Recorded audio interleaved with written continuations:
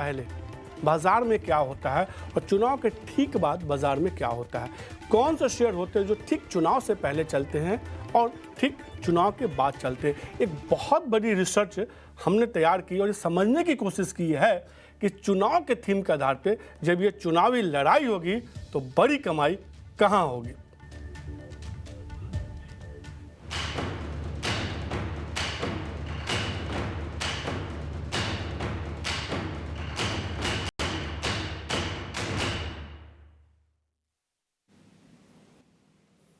और इस मुद्दे पर चर्चा करने के लिए हमारे साथ दो जानकार हैं, आईसीआईसीआई सिक्योरिटीज़ के धर्मेश शाह और थोड़ी देर में वेंचुरा सिक्योरिटीज़ के विनीत बोलिंजकर जुड़ेंगे। इसके अलावा मेरे सहयोगी डिम्पी काला भी जुड़े हैं, क्योंकि निफ्टी हो या बैंक निफ्टी हो, उन पे उनकी लगातार पैनी नज़र होती है।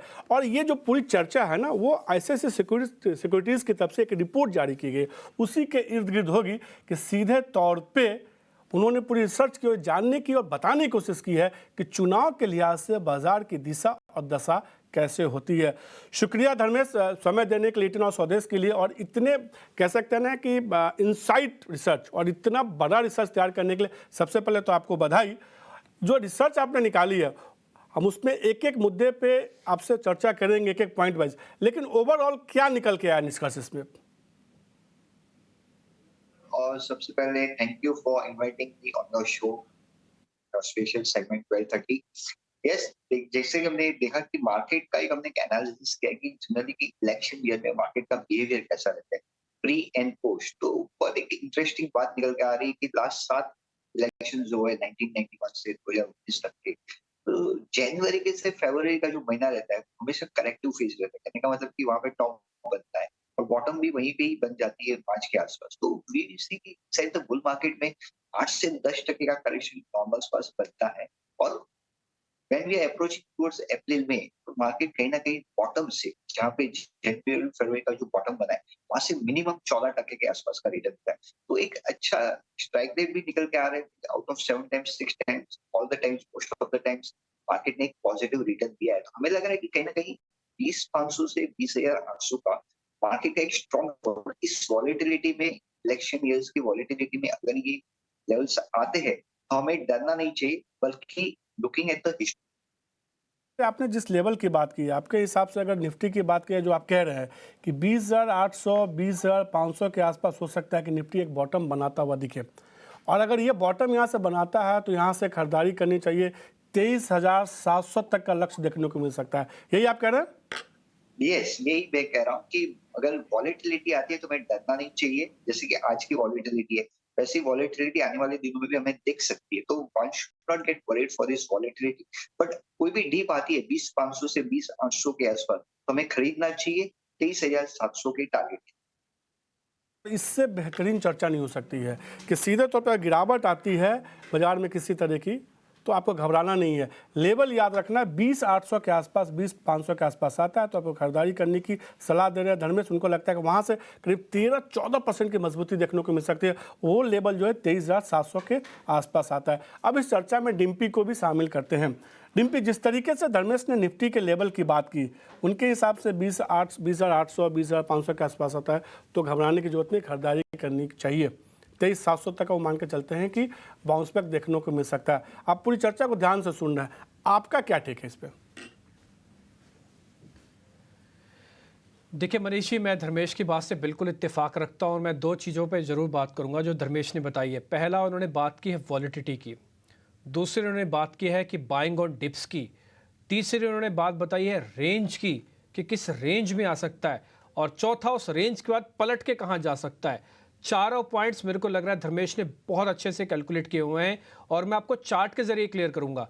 अगर आप मेरी स्क्रीन को दिखा पाएं तो धर्मेश ने एक एक पॉइंट वही बात बोली है जो चार्ट्स पे डिफ्लेक्ट हो रहा है, रिफ्लेक्ट हो रहा है। मैं सिर्फ वही आपको दिखाऊंगा। मैंने कुछ बहुत ज़्यादा इसमें टेक्निकल्स नहीं डाला, बहुत ही बेसिक सी एवरेज डाली है। एक हम कहते हैं इन्वेस्टर एवरेज, एक को हम कहते हैं ट्रेडर्स एवरेज। ट्रेडर्स एवरेज 50 दिन की होती है, इन्वेस्टर एवरेज 200 दिनों की होती है। अगर आप मेरी स्क्रीन को दिखाएंगे तो मैं आपको वही लेवल्स दिखा दूंगा जो धर्मेश अभी आपको बता रहे हैं।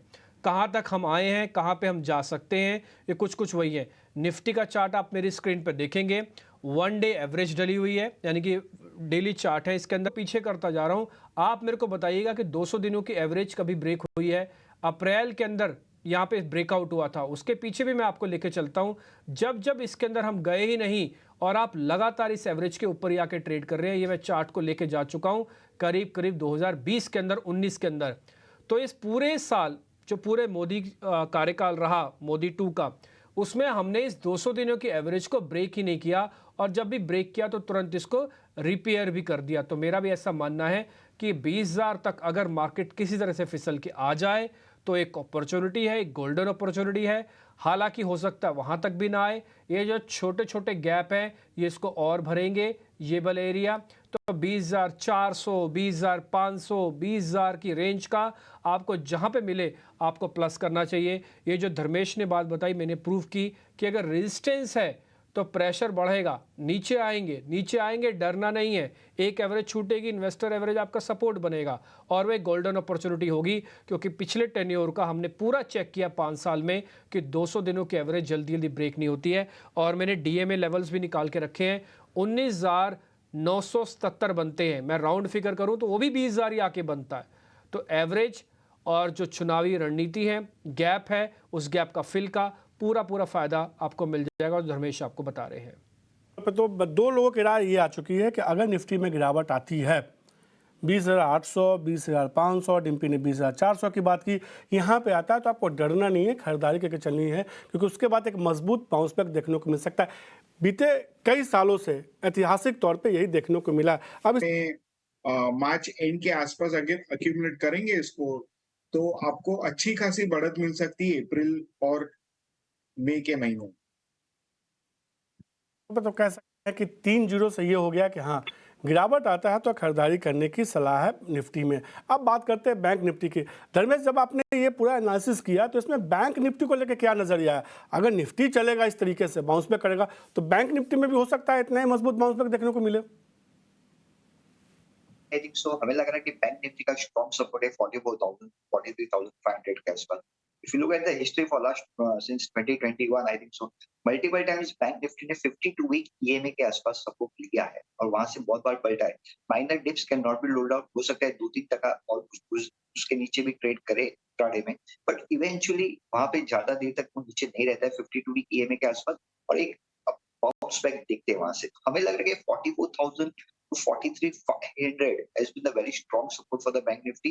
ये होल्ड करना चाहिए, और यहाँ से एक पुल बैक, जैसे कि अगर 23,700 के 23,400 से 700 के बात कर रहे हैं, तो वो बैंक निफ्टी के बिना पॉसिबल। तो because bank Nifty contributes 35% of the weight, हमें लग रहा है कि यहाँ से may be I think so bank Nifty can go into consolidation, हो सकता है साइडवेज एक 44,000 to 46,000 के आसपास, but eventually 48,500 to 49,000 is likely target for the next 3 months for the bank nifty. So yes, buy the dip should be strategic definitely in the bank nifty.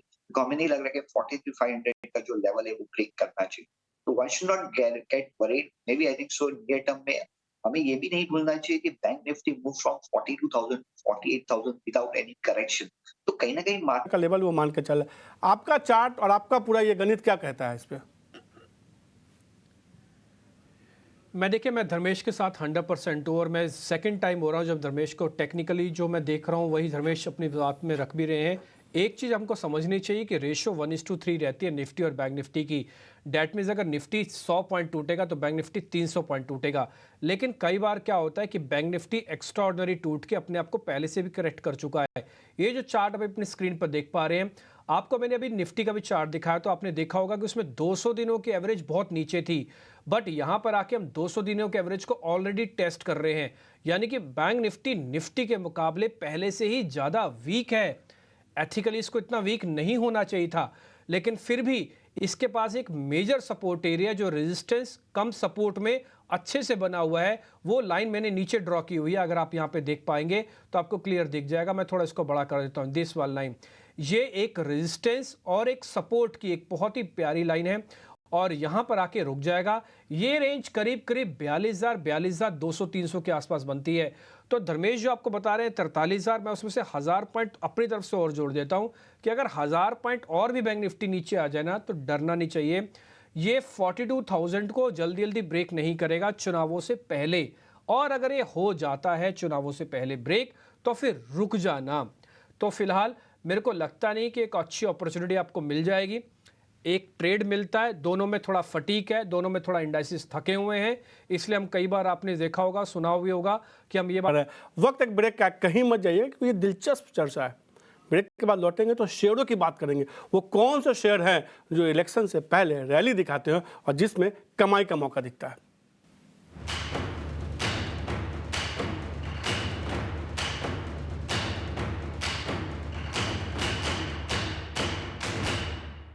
पहले आपकी क्या रणनीति होनी चाहिए, बाजार में क्या बाजार की दिशा और दशा होती हुई दिखेगी। धर्मेश, हमने निफ्टी की बात की, बैंक निफ्टी की बात की, अब मैं शेयरों को समझना चाहता हूं। आपके रडार पे कौन से ऐसे शुरू के शेयर की लिस्ट तो काफ़ी लंबी है आपकी। आप पहले 5 ऐसे शेयर बताइए जो आपको लगता है कि हाँ, इलेक्शन से पहले इस पर नज़र बना के रखनी चाहिए, इसमें बेहतर रिटर्न देखने को मिल सकता है। साथ में उसका टारगेट बता दे तो और भी बेहतर। तो डेफिनेटली जैसे कि हमने बात की कि bank Nifty will be the leader of this rally. जहाँ पे हमारी बैंकिंग की बात करें तो SBI remain to be our top pick at the current market price. Yes, the movement अभी हमने एक अच्छी मूवमेंट देखी 580 590 से 6720 723 की, पर कोई भी डीप आती है एसबीआई में 670 टू 680 के आसपास, तो हमें बाय करना चाहिए एसबीआई। यहाँ से टारगेट की बात करें एसबीआई में तो डेफिनेटली 800 810 के आसपास का टारगेट एसबीआई का बनता है। स्टॉप लॉस की बात करें तो yes, definitely 580 to 590 remains to be the very strong support. तो एक स्टॉप लॉस के साथ एसबीआई एक देख सकते हैं। जहाँ पे अगर देखेंगे तो बाकी एसयूज के सामने यहाँ पे अभी कैचअप एक्सरसाइज चालू हुई है, तो हमें लग रहा है कि रिलेटिव टर्म्स में यहाँ से 2024 I would say, we are not talking for the 3 months, but 2024 में हमें लग रहा है कि SBI should be the leader for banking sector and it should be the outperformer among the banking space. तो यस, एसबीआई आपके portfolio में होना चाहिए और कोई भी डीप आती है एसबीआई यहाँ से 670 टू 680 के आसपास की, तो हमें बाय करना चाहिए। एसबीआई हमारी टॉप पिक रहेगी among the banking side. Second हमारी है telecom and oil and gas के साइड पे, यहाँ पे Reliance Industries remains to be a top pick side the telecom and oil and gas. तो रिलायंस में भी अगर वो बात करें तो अगर आप देखेंगे परफॉर्मेंस तो लास्ट 2 साल से एक ट्रेडिंग रेंज में घूम रहा था रिलायंस, 2200 नीचे में और ऊपर में 2630-32 के आसपास की जो ब्रेकआउट लेवल थी, उन्होंने उसमें हमने देखा कि ब्रेकआउट आया है और विद स्ट्रॉन्ग वॉल्यूम्स। यस, अगर आप करंट करेक्टिव फेज में भी देखें तो रिलायंस कहीं ना कहीं रिलेटिव टर्म्स में आउट परफॉर्म कर रहा है, जैसे कि एसबीआई कर रहा था। तो हमें लग रहा है कि Reliance definitely is a buy. यहाँ से टारगेट की बात करें तो 3200 to 3230 is likely target for Reliance, keeping a stop loss of 2740 2750। तो Reliance is again a one, not sorry 2740, it's around 2780। तो 2780 के आसपास का स्टॉप लॉस के साथ आप रिलायंस भी देख सकते हैं बाय के लिए। थर्ड स्टॉक जो रहेगा वो है मेटल स्पेस। मेटल्स हमें लग रहा है कि जैसे कि डॉलर इंडेक्स में कहीं ना कहीं टॉप आउट फॉर्मेशन हो रहा है, topping out formation, that could be again a positive for metal index as whole. और ये भी देखिए कि मेटल इंडेक्स काफी सालों से, 1.5 साल से I would say, not for last 2 years has been underperformer, और कहीं कहीं वहां पे भी एक अच्छा बेस फॉर्मेशन के बाद हमने एक ब्रेकआउट देखा मेटल इंडेक्स। मेटल इंडेक्स में हमें लग रहा है Hindalco remains to be a top pick in the aluminium space. Hindalco में भी हमें लग रहा है कि यहाँ पे मे बी टाइम बिंग एक करेक्शन 600 610 के आसपास का एक रेजिस्टेंस है, but eventually that resistance should get take out and we should be looking. Target की बात करें तो 37 3750 वाज वेरी शार्प। अभी जो हम देख रहे हैं वो रिट्रेसमेंट है, one should not gate worried, में डरना नहीं चाहिए इस करेक्शन में एलएनटी के बारे में। बट एलएनटी एक ऐसा स्टॉक है जहाँ पे 3100 3150 का एक स्ट्रॉन्ग सपोर्ट है और हमें लग रहा है वो सपोर्ट होल्ड करना चाहिए इस वॉलेटिलिटी में, और यहाँ से एक अच्छा टेक्निकल पुलबैक हम एलएनटी में भी देख सकते हैं और target of around 3640 36। L&T from में हमारी टॉप पिक रह गई। और last but not the least is the power space, जहाँ पे हमें लग रहा है कि NTPC after long consolidation of last 10 years में ब्रेकआउट दिया हमें, तो वी बिलीव कि कहीं ना कहीं ये breakout should pan out with multi-fold rally. So we will, I think so, for the NTPC again, a strong support is in the range of 290-95।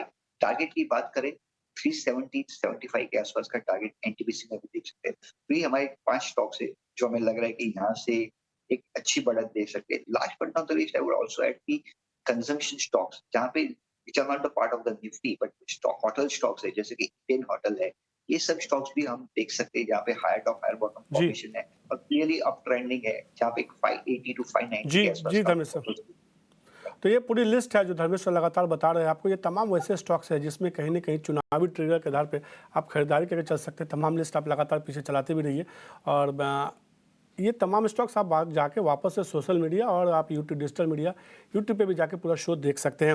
Vineet sir, आपकी तरफ से अगर इस चुनावी ट्रिगर को प्ले करना हो तो आपके तरफ से कौन सा शेयर होंगे? 4-5 शेयर आप भी बता दीजिए। तो हमें एसबीआई काफी अच्छा लगता है।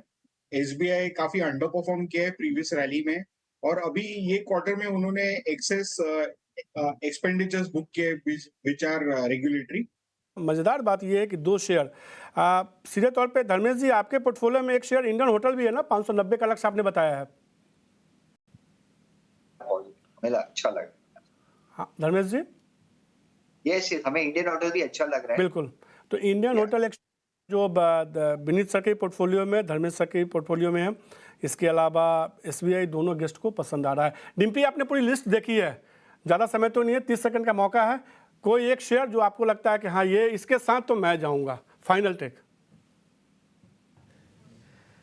देखिए, मैं धर्मेश सर के साथ फिर से जाऊंगा। मैं ऐसा नहीं कि विनीत सर को नाराज़ कर रहा हूं, लेकिन विनीत सर के भी शेयर्स काफ़ी अच्छे हैं, लेकिन मैं हिंडाल्को के साथ जाऊंगा। मेरे को हिंडाल्को इसलिए भी बहुत पसंद है, एक तो उसमें ग्लोबल टच है, थोड़ा चला हुआ नहीं है और भी चल सकता है, ब्रेकआउट हो सकता है। मेरी स्क्रीन एक बार अगर आप शेयर करेंगे तो आपको उसी से आइडिया लग जाएगा कि मैं क्यों हिंडाल्को के बारे में कह रहा हूँ कि मेरे को हिंडाल्को पसंद है। पहला, एक स्ट्रॉन्ग स्ट्रक्चर इसने बनाया हुआ है, एक राउंडिंग बेस जिसको हम कहते हैं वो इसने बना रखा है। 200 दिनों के एवरेज, 50 दिनों के एवरेज का स्ट्रॉन्ग बेस इसके पास है और एक ब्रेकआउट के लिए तैयार है। तो हिंडाल्को ठीक चुनावों से पहले या चुनावों के दौरान एक ब्रेकआउट कर सकता है। ये वो राउंडिंग बेस है जिसके बारे में मैं आपको जिक्र कर रहा था, और ये स्ट्रॉन्ग एवरेजेस हैं और ये ब्रेकआउट वाला एरिया है। अगर ये सब पार हो गया तो हिंडाल्को एक नए जर्नी पे चला जाएगा, पुराने सारी चीज़ों को साफ कर देगा। इसलिए ग्लोबल, डोमेस्टिक सब कुछ इंडिकेशन डालते हुए हिंडाल्को मेरी लिस्ट में है। और मेरे को लग रहा है कि इस बार का जो बजट होगा वो थोड़ा मैन्युफैक्चरिंग फोकस्ड ज़्यादा होगा, इसलिए भी हिंडाल्को को ध्यान रखना चाहिए। ये इलेक्शन से पहले एक one of the finest play हो सकता है। वैसे डिम्पी, आपने मुझे सरप्राइज कर दिया कि मुझे नहीं लग रहा था कि आप हिंडाल्को बताने वाले। एसबीआई या इंडियन होटल के साथ मुझे लग रहा था कि आप जाएंगे, लेकिन आपने मुझे भी सरप्राइज किया हिंडाल्को पे, जिसमें कि डिम्पी को लगता है कि हाँ मजबूती देखने को मिल सकती है। विनीत सर और धर्मेश सर, आपका बहुत शुक्रिया एक खास शो में चर्चा करने के लिए। धर्मेश सर, आपको बहुत बधाई कि आपने इतनी लंबी चौड़ी रिसर्च इतने बड़े मुद्दे पे आपने बना के और स्वदेश को दी और रिलीज़ किया, जिससे कि लोगों को समझ में आए कि बजट से पहले क्या रणनीति अपनानी है। आप दोनों का बहुत शुक्रिया। और डिम्पी, हमेशा की तरह आपका भी शुक्रिया सहयोग के तौर पे, मददगार के तौर पर शो में शामिल होने के लिए। तो आप ये देख रहे थे खास शो सीधे तौर पे चुनाव आएगा कमाई बड़ी कमाई, चुनावी लड़ाई बड़ी कमाई। इस शो में आज के लिए इतना ही। मुझे दीजिए इजाज़त, नमस्कार।